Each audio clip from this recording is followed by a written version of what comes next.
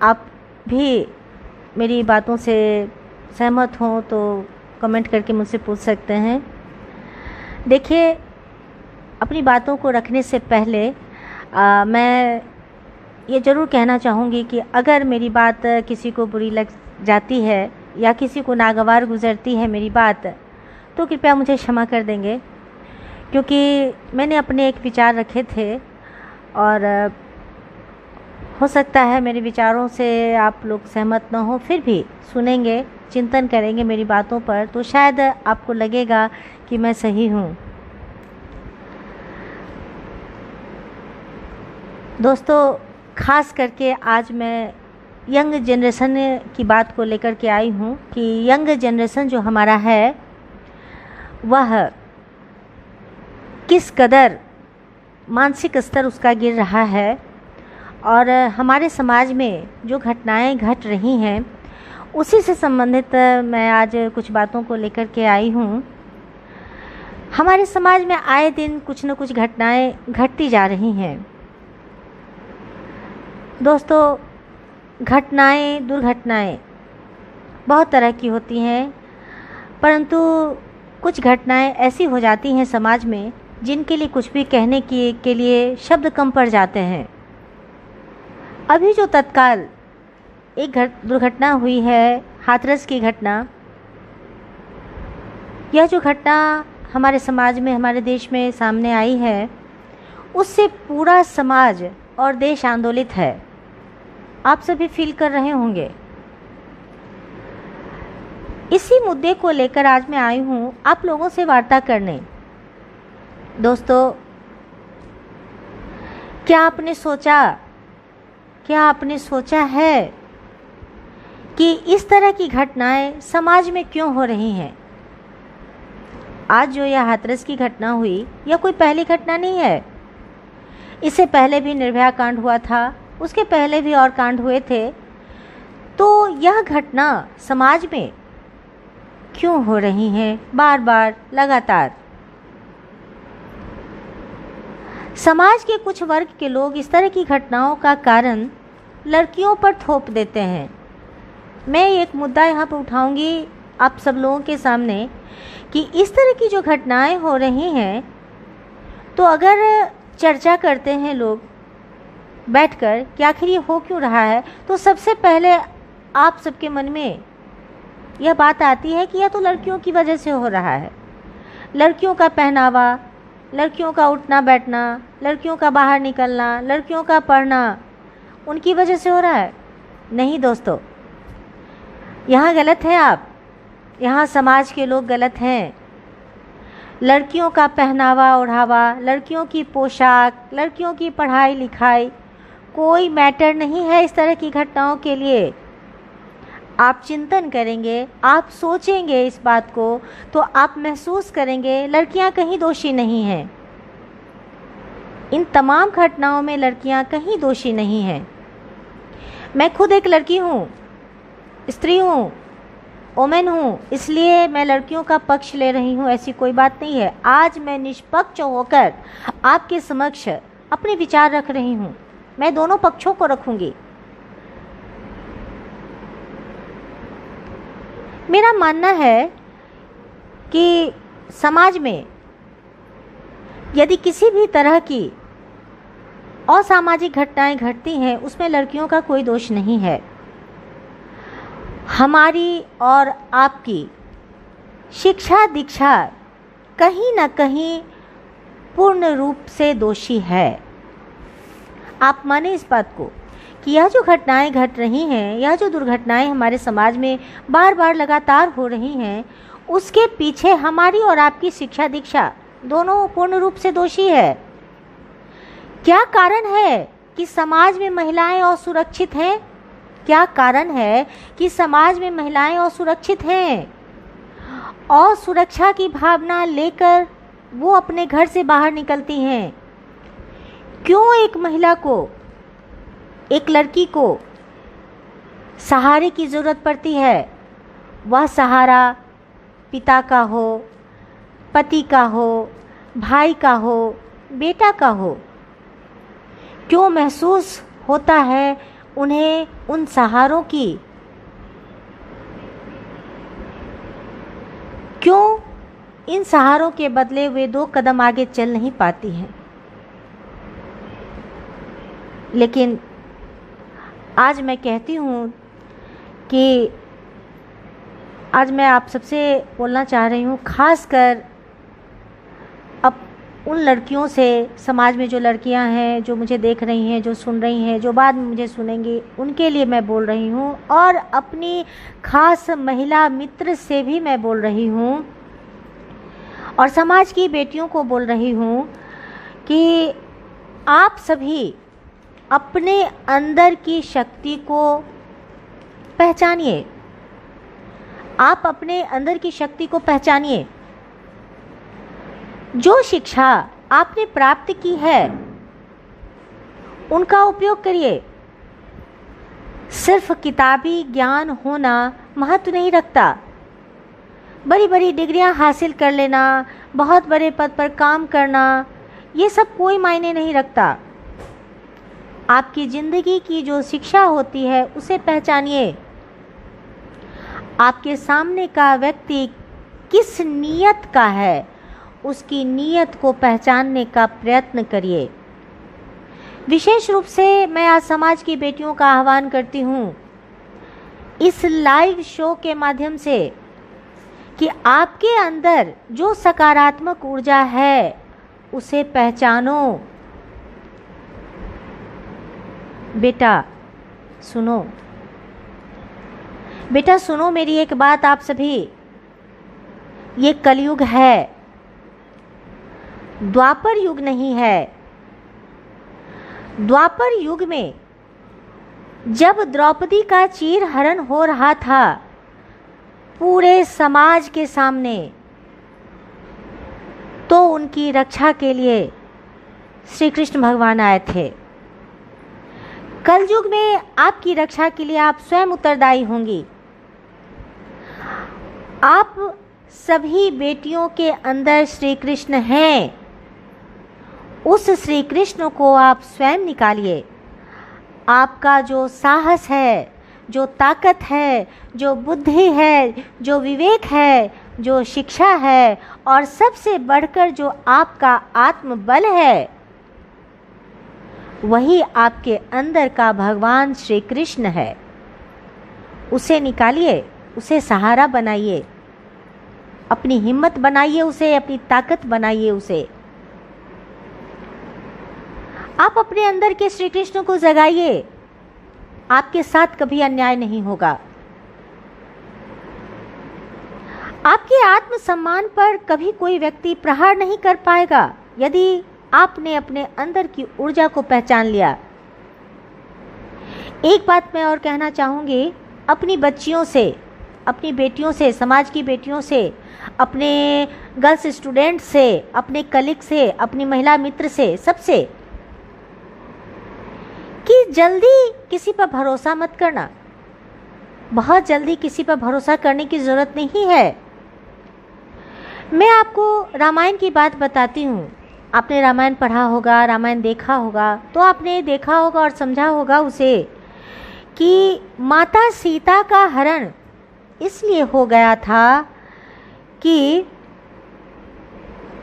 जब रावण उसके पास वेश बदल के उन्हें अपहरण करने आया, तो माँ सीता उस पर विश्वास कर बैठी। क्यों विश्वास कर बैठी? वो विश्वास कर बैठी कि मुझे कुछ नहीं होगा, मेरे साथ राम है, मेरे साथ लक्ष्मण है, वो मेरी रक्षा करेंगे। और दूसरों के ऊपर विश्वास करके वो सीमा रेखा को पार करती हैं और अपहृत हो जाती हैं। लेकिन वही सीता जब रावण के यहाँ जाती है हरण होकर, तो वो रावण उसको छू भी नहीं पाता है। सीता वहाँ अपने विवेक से, अपनी बुद्धि से, अपनी ताकत से, अपनी हिम्मत से अपने आप को बचा लेती है, जबकि वहाँ उसके राम नहीं होते हैं। लक्ष्मण नहीं होते हैं। सीता के पास सिर्फ एक हिम्मत होती है, एक ताकत होती है, अपने अंदर की ऊर्जा होती है, जिस वजह से वह रावण जैसे आदमी से भी वो बच जाती है और रावण उनका बाल बांका नहीं कर सकता है। तो बच्चों, अपने अंदर की हिम्मत को पहचानो। डरना नहीं है, सबसे पहले आपको निर्भीक बनना होगा।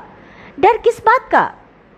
जो अन्न आप खाती हैं वही अन्न तो लड़का भी खाता है, जो अन्न बेटियां खाती हैं वही अन्न बेटा भी खाता है, जो किताबें आप पढ़ती हैं वही किताबें बेटा भी पढ़ता है, जो नौकरी आप करती हैं वही नौकरी वह भी करता है।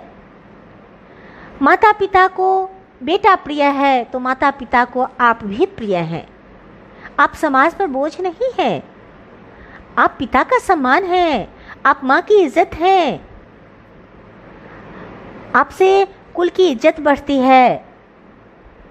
ये मैं मानती हूँ कि शारीरिक क्षमता जो होती है वह लड़कों से थोड़ी कम होती है लड़कियों में। तो इसका मतलब यह नहीं है कि हम समाज के दरिंदों से डर जाएं। समाज में जो तत्व हैं, उपद्रवी तत्व हैं, उनसे हम डर जाएं। आप बिंदास बनो, आप निर्भीक बनो, आप कंगना रनौत की तरह निर्भीक होकर, अगर कोई व्यक्ति गलत है तो उसकी गलती को उसके मुंह पर बोलने की क्षमता रखो। हाँ, बदतमीजी नहीं करनी है। हम बदतमीजी क्यों करें? हम सही बात के लिए अपनी आवाज़ क्यों नहीं उठाएं? हम अपने अधिकार के लिए क्यों नहीं बोलें? हम सच्चाई के लिए क्यों नहीं लड़ें? हम अपनी अस्मत, अपनी इज्जत के लिए क्यों नहीं करें कोई काम? तो इन सब चीज़ों के लिए हमें अपना डर निकालना होगा। सबसे पहले आपको अपना मन का भय निकालना होगा। आपको ये सोचना बंद करना होगा मेरी बच्चियों, मेरी बेटियों, कि आप कमज़ोर हैं। नहीं, आप कमज़ोर नहीं हैं। अब मैं यह भी बताना चाहूँगी आपको कि जब बेटियों की बात आई है तो मैं बेटों की भी बात करूँगी। यहाँ मैं दोनों पक्ष को लेकर चलूँगी। दोस्तों, हम सबके सामने एक ऐसा प्रश्न है जिसका उत्तर हम सबको मिलकर ढूंढना होगा। हमारे समाज में लड़कों का मानसिक स्तर इतना क्यों गिरता जा रहा है? यह प्रश्न हर किसी के मन में, जो प्रबुद्ध वर्ग के लोग हैं, जो बुद्धिजीवी हैं। ज़रूरी नहीं है कि बुद्धिजीवी और प्रबुद्ध वर्ग के लोग काफ़ी उम्र दराज हों। हमारे बच्चे, हमारे स्टूडेंट जो कम उम्र के हैं वह भी बुद्धिजीवी हो सकते हैं। उनके भी मन में यह प्रश्न आता होगा कि हमारे समाज में अभी क्यों मानसिक स्तर गिरता जा रहा है लड़कों का। ये लड़के जो हमारे समाज के महत्वपूर्ण अंग माने जाते हैं, ये लड़के जो हमारे समाज के महत्वपूर्ण अंग हैं, इनको मैंने मंदिरों में, मस्जिदों में, गुरुद्वारों में, चर्च में, हर जगह जाते देखा है, पूजा करते देखा है, देवी की प्रतिमा के आगे हाथ जोड़ते हुए देखा है मैंने, मत्था टेकते हुए देखा है मैंने।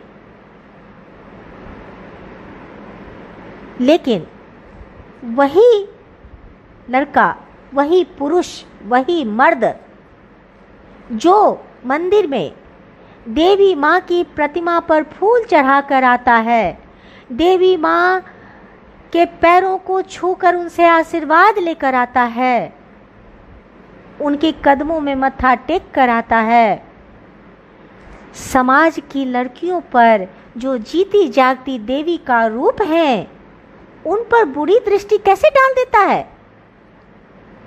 क्या सोचता है वह? क्या समझ आ गई है इनमें? लड़कियां तो देवी का रूप हैं, लड़कियों को लक्ष्मी बोला जाता है, माँ दुर्गा का रूप है, माँ काली का रूप है। पत्थर की प्रतिमा, जिसने किसी ने भगवान को देखा नहीं, उस मंदिर में जाके अपनी आस्था प्रकट करते हैं वे लोग। और समाज में जीती जागती जो महिलाएं हैं, जो बेटियां हैं, जो बहनें हैं, जो माएँ हैं, उन पर कुदृष्टि डाला जाता है। ये कैसा विचार है? ये कैसी मानसिकता है? प्रश्न करो। जो कोई भी इस रास्ते से होकर गुजरते हो, इस बुरी मानसिकता से होकर गुजरते हो, कृपया सोचो कि आप कहाँ जा रहे हो। आपका चारित्रिक पतन इस तरह से क्यों हो रहा है? क्यों आप विवश हो जाते हो? अपने घर की बहनों को, अपने घर की बेटियों को आप सुरक्षित करते हो, घर की बहनों के लिए आप शेर कहलाते हो, और बाहर की बेटियों के लिए आप भेड़िया बन जाते हो। क्यों? ऐसे दो चेहरे क्यों हैं आपके? रावण मत बनो। रावण के 10 चेहरे थे, फिर भी उसने अनाचार नहीं किया सीता के साथ। रजामंदी लेनी चाहिए सीता की, कि जब तक सीता अपने मन से उसे समर्पित नहीं होगी, वो नहीं छुएगा उसे। लड़कियों की रजामंदी हो, महिलाओं की रजामंदी हो, तब उस पर नज़र डालो। बुरी दृष्टि के लिए लड़कियां नहीं बनी हैं। बचो इससे, ये महापाप है, ये कहीं का आपको नहीं छोड़ेगा। यह जो मानसिक अवसाद से ग्रस्त होते जा रहे हैं आज की नई पीढ़ी, प्लीज बचो इससे। दोस्तों, मुझे लगता है कि ये लड़के जो अब यह काम कर जाते हैं, वह कहीं ना कहीं अपना फ्रस्ट्रेशन निकालते हैं। फ्रस्ट्रेशन किसी भी चीज़ का हो सकता है। आप पेरेंट्स, हम पेरेंट्स अपने बच्चों का फ्रस्ट्रेशन दूर कर सकते हैं। उनका फ्रस्ट्रेशन हम पेरेंट्स से ही मिलकर दूर कर सकते हैं।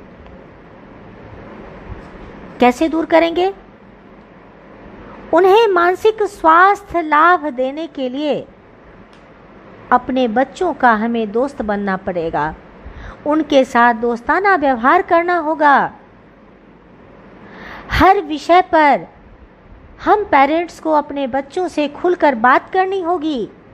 गुप्त से गुप्त बात भी आप अपने बच्चों से करिए। उन्हें खोलिए खुली किताब की तरह।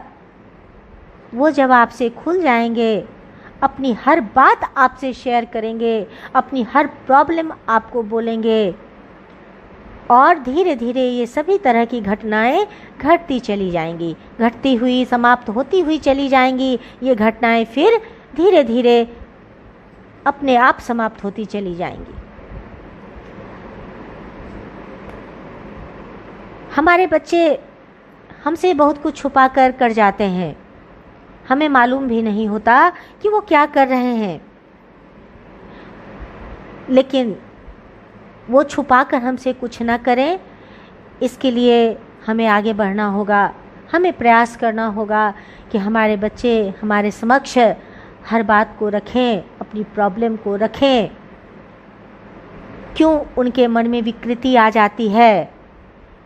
क्यों वो सोचने लगते हैं? क्यों समय से पहले वे वो काम करने के लिए इच्छुक हो जाते हैं जिस काम को करने का एक समय होता है, एक मर्यादा होती है। उस मर्यादा को तोड़कर बच्चे सीमा लांघ जाते हैं, और यह सीमा जब लांघी जाती है, यह जब विकृति मन में आती है, तो हमारे समाज में दुर्घटनाएं घटनी शुरू हो जाती हैं। तो कहीं ना कहीं हम भी दोषी हैं, हम पेरेंट्स भी दोषी हैं। इसके लिए हमें आगे बढ़ना होगा। मुझे अपना लगता है, यह बात मेरे मन में है कि यह हो सकता है, यह बात शायद हम मिल बैठ के करें तो शायद यह समस्या दूर हो सकती है। दोस्तों, अब तो ये हो गई बच्चों की बात। अब जरा समाज की ओर देखा जाए। आप सब हमें बताएं कि कोई भी दुर्घटना जो असामाजिक होती है, जिसे हम अनैतिक कार्य कहते हैं, क्या हमारा समाज इसके लिए उत्तरदायी नहीं है? मेरा मानना है कि यदि हमारा समाज चाह ले तो ऐसी घटना घट ही नहीं सकती। दोस्तों, जिस लड़की के साथ अनैतिकता होती है, जो लड़की दुनिया छोड़ जाती है अपने साथ हुए अनाचार के कारण, हम उसके लिए क्या करते हैं? हम समाज क्या करते हैं उसके लिए? बोलिए, क्या करते हैं? मैं बताती हूँ। हम समाज में रहते हैं तो हम समाज में क्या करते हैं उन लड़कियों के लिए, मैं बताती हूँ आपको। हम सब मिलकर उस दिवंगत आत्मा की तस्वीर लगाते हैं, फूल माला चढ़ाते हैं, तस्वीर के सामने दीपक जलाते हैं, मोमबत्तियां लगाते हैं, 2 मिनट का मौन भी रखते हैं, कभी कभी रैलियां भी निकाल लेते हैं, पोस्टर वगैरह बनाकर सभा का आयोजन करते हैं, शहर के नामी हस्तियों से भाषण करवाते हैं और अंत में सारा दोष सरकार के मत्थे मढ़ देते हैं। हमारे समाज का यही काम है। हो सकता है यह बात हमारे समाज के लोगों को बड़ा नागवार गुजरे, मेरी बात पसंद ना आवे, लेकिन यह सच है कि हम यही करते हैं जब भी कोई दुर्घटना घट जाती है उसके बाद। अब बताइए, हम लोग कितना काम कर जाते हैं उस दलित आत्मा के लिए जो अपना सम्मान गंवाकर न्याय की आस लिए इस दुनिया को अलविदा कह जाती है। अब सरकार की बात आ गई है तो दोस्तों, मैं यह जरूर बोलूँगी कि सरकार को भी इसमें जागरूकता निभानी होगी। सबसे पहले सरकार को शिक्षा प्रणाली में परिवर्तन लाना होगा। प्रत्येक विद्यालय में, चाहे वह प्राइवेट हो या गवर्नमेंट, नैतिक शिक्षा की कक्षा लगाएं जो बचपन से ही बच्चों को दिया जाना चाहिए। शिक्षा ऐसी होनी चाहिए जिससे आँखों का पानी और आँखों में शर्म बना रहे। बच्चों की आँखों का पानी समाप्त हो गया है, उनकी आँखों का शर्म समाप्त हो गया है। इसको बरकरार रखने के लिए नैतिक शिक्षा लागू करनी होगी। दोस्तों, सरकार को एक मुहिम चलानी चाहिए जिसमें जिस प्रकार उन्होंने पोलियो की दवा घर घर जाकर एक एक बूंद एक एक बच्चे को पिलाया, वैसे ही घर घर जाकर पेपर स्प्रे लेकर के हर घर जाकर हर लड़की को देना होगा मुफ्त, जिससे वह अपना बचाव समय आने पर कर सके।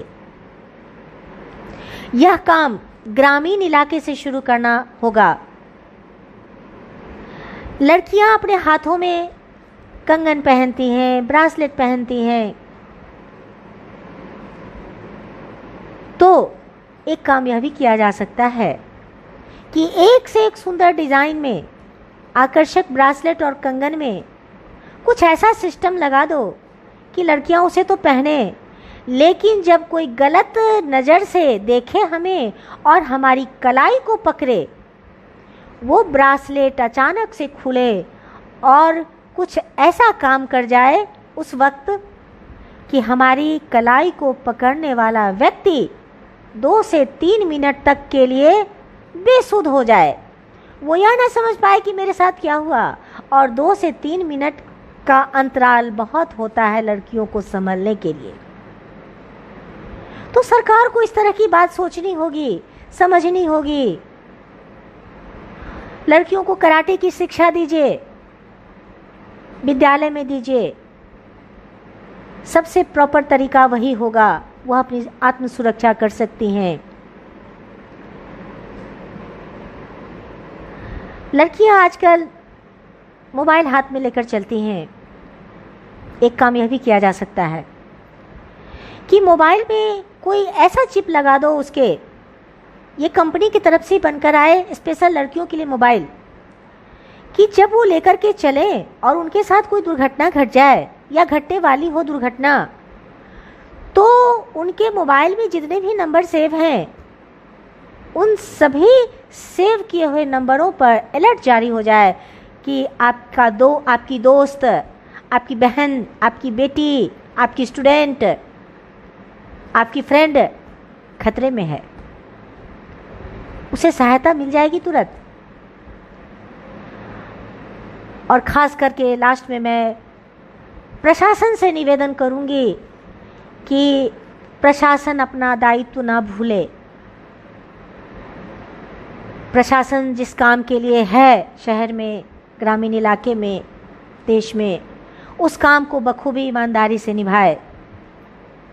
आज कोरोना काल में हमारे डॉक्टर्स ईमानदारी से अपना काम कर रहे हैं, हमारे शिक्षक ईमानदारी से अपना काम कर रहे हैं, भले ही ऑनलाइन काम हो रहा है पर ईमानदारी से वो कर रहे हैं।